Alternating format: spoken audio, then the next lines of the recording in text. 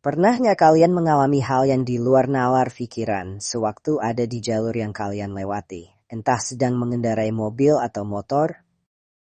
Wah, ada beberapa pengalaman janggal yang sering aku alami sewaktu lagi mengendarai mobil di suatu daerah. Kebetulan aku juga berprofesi sebagai driver mobil rental atau travel ke beberapa daerah. Mungkin untuk pengalaman aku tersesat entah ke jalur mana waktu mengantarkan satu keluarga ke daerah Sosa atau Padang Lawas. Setelah balik dari daerah Sosa ini, aku sempat ketemu sama seorang bapak dengan badan hitam besar duduk di sebuah gubuk yang ada di pinggir jalan daerah itu. Karena aku juga gak tahu jalur ini, aku beranikan diri buat nanya arah ke bapak ini. Kalau tidak salah, waktu itu udah menjelang maghrib dan maps di handphone aku mendadak gak ada sinyal. Aku sih gak naruh curiga sama sekali dengan bapak ini saat itu. Dan bapak itu bilang kalau arah yang aku tuju supaya masuk ke jalur lintas Sumatera lagi harus belok kiri tepat di samping gubuk tempat bapak ini duduk. Ternyata jalur yang benar itu aku cuma harus jalan lurus doang ke depan. Namun, karena sudah terlanjur masuk jalur yang dibilang bapak tadi, mau gak mau aku teruskan aja walaupun makin ke dalam sama sekali gak ada kendaraan lain yang lewat. Dan yang aku lewati hanya jalan sepi yang ditumbuhi banyak ilalang pemakaman umum yang berjajar sepanjang jalan ini. Takut udah pasti apalagi malam semakin larut dan kalian gak tahu arah tujuan. Sampai akhirnya tuh di depan sana, aku lihat ada pasar yang masih buka dan masih ramai. Entah itu pasar beneran atau pasar setan aku gak tahu. Ini juga di luar kemampuanku untuk membedakan.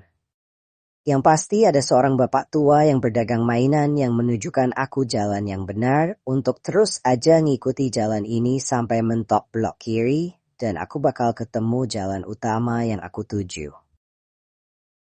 Dan benar, aku bisa masuk ke jalur utama dan aku putuskan untuk istirahat di Tugu Kota Rantau Parapat buat menenangkan pikiran dulu sebelum lanjut balik ke Medan. Sementara kejadian janggal yang mau aku ceritakan di awal tadi, aku alami sewaktu ada di jalur Medan ke Brastagi.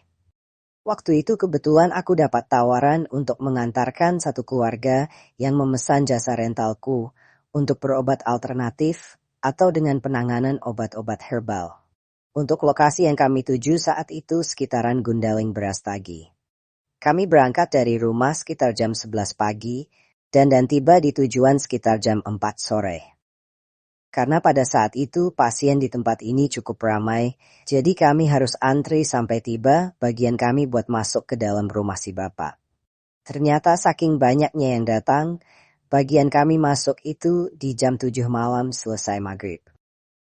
Singkat cerita, setelah proses pemeriksaan selesai dan sudah diberi ramuan obat herbal untuk dibawa pulang, kami memutuskan untuk balik lagi ke Medan.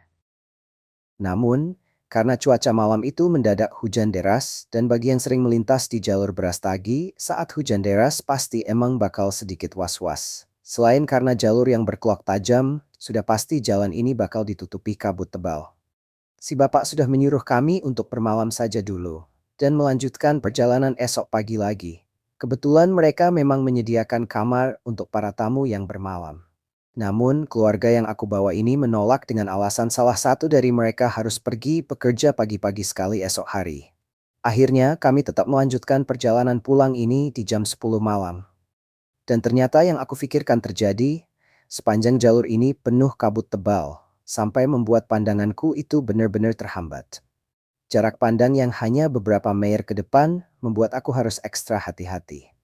Berbekal pengalaman yang emang udah sering banget lewat jalur ini, aku nggak terlalu khawatir karena aku udah hafal jalur ini. Tapi ternyata bermodalkan hafal dengan jalur ini saja, gak cukup untuk memastikan perjalanan baik-baik saja. Entah kenapa, tiba-tiba aku melihat di depan sana ada jalur yang lurus ke depan. Setelah masuk jalur berkelok, menurun menuju arah Bandar Baru, mungkin sekitaran jalur tikungan Amoy. Mungkin sebagian dari kalian sudah tahu tikungan Amoy yang ada di Brastagi ini. Di mana jalur ini emang sempat dikenal jalur angker karena banyak kejadian janggal pengendara saat melewati jalur ini. Nah saat itu, di mana pandanganku terbatas karena kabut, Entah kenapa di depan tuh jelas banget ada jalan yang luas banget dan lurus ke depan. Mungkin sekitar 150 meter dari tempatku jalan. Sementara aku yakin banget kalau di jalur ini tuh gak ada jalan seperti yang sedang aku lihat di depan. Dan yang buat aku makin bimbang, gak ada kendaraan di depanku yang terlihat. Semua berjajar rapi di belakang mobilku. Aku beberapa kali memastikan dengan lampu jauh untuk melihat jalur yang aku lihat tadi. Dan emang masih jalur lurus itu yang kelihatan. Sampai aku memutuskan untuk berhenti di tepi jalan sementara waktu daripada terjadi hal yang tidak aku inginkan. Penumpang yang udah pada tidur pulas sampai terbangun buat nanya alasanku berhenti. Cuma aku bilang ke mereka kalau aku mau buang air kecil sebentar mumpung hujan udah mulai reda. Sepertinya alasanku masuk akal karena cuaca yang dingin membuat siapapun bakal kebelet buang air kecil. Aku ambil payung kecil yang ada di belakang kursi supir buat keluar. Aku tetap hidupkan lampu jarak jauh dari mobilku buat memastikan jalan di depan.